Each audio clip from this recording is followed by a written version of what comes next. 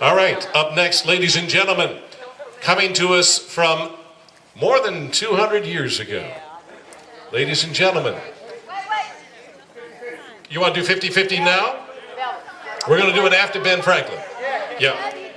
Ladies and gentlemen, portrayed by Kershaw Getty, Ben Franklin.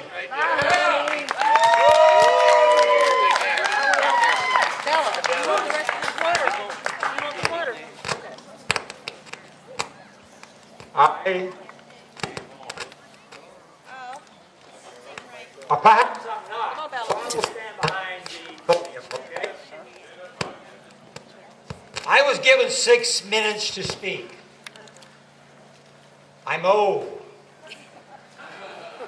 I will try to squeeze 6 minutes into 8 if I possibly can.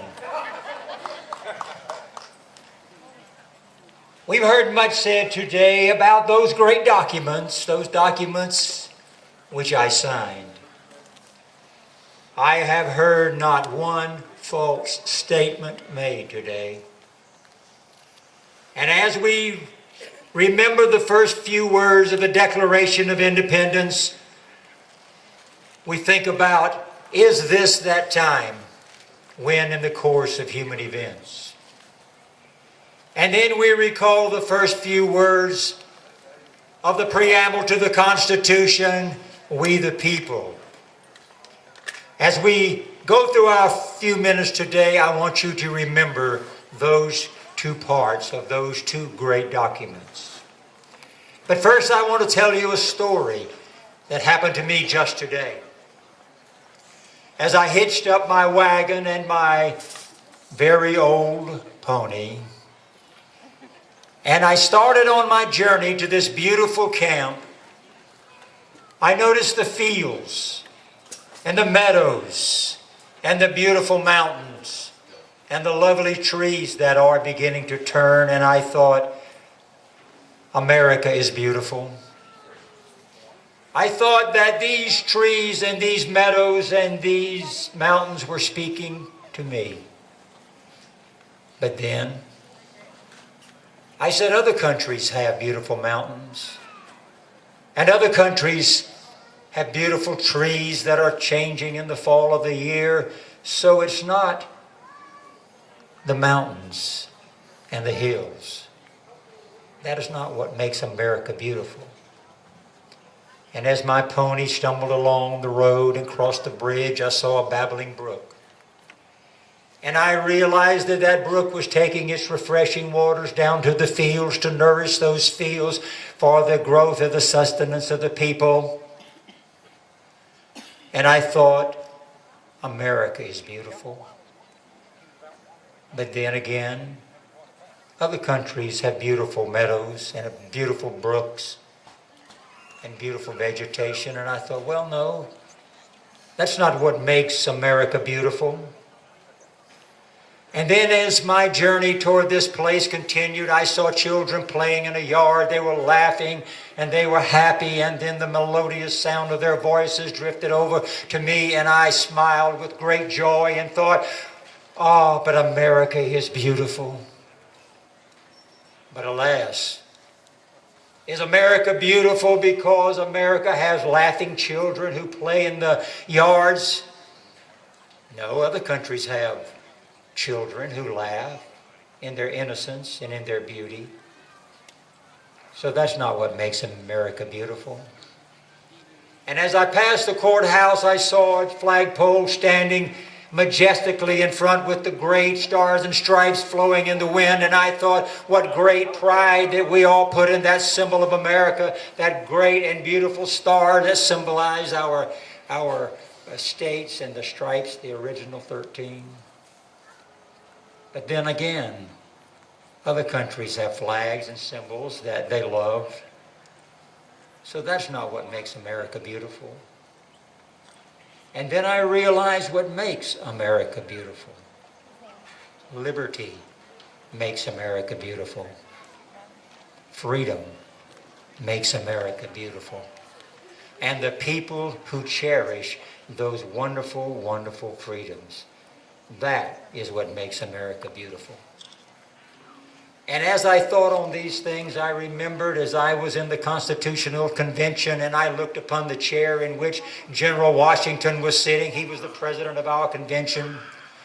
And I noticed on the chair there was an artist drawing a depiction of a sun.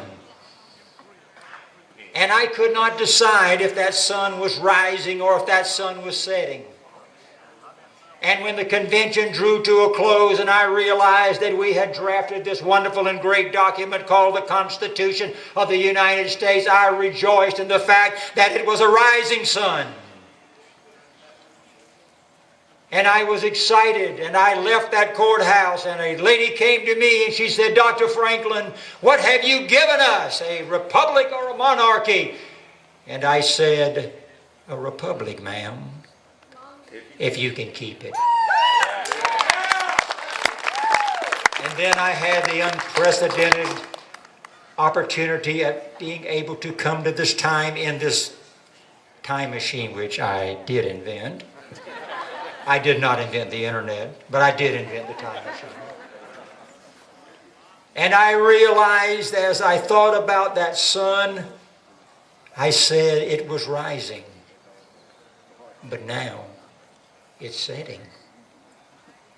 The great republic that we have been given by those of us who signed those documents are seeing a setting sun.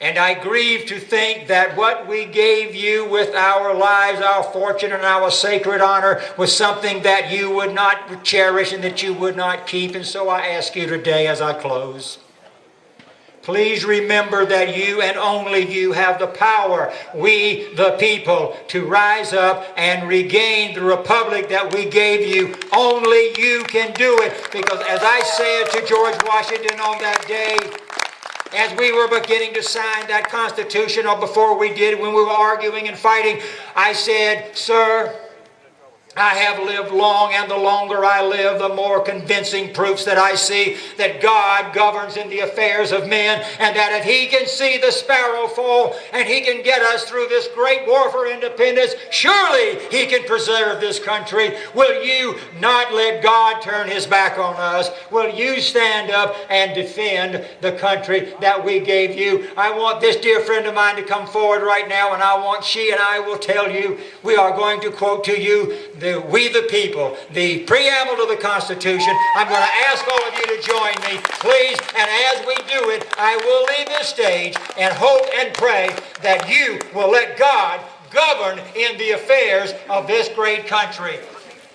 We the people of the United States, in order to form a more perfect union, establish justice, ensure domestic tranquility, provide for the common defense, promote the general welfare, and secure the blessings of liberty for ourselves and our posterity. Do ordain and establish this Constitution for the United States of America. May God bless you all, and may God bless the United States of America.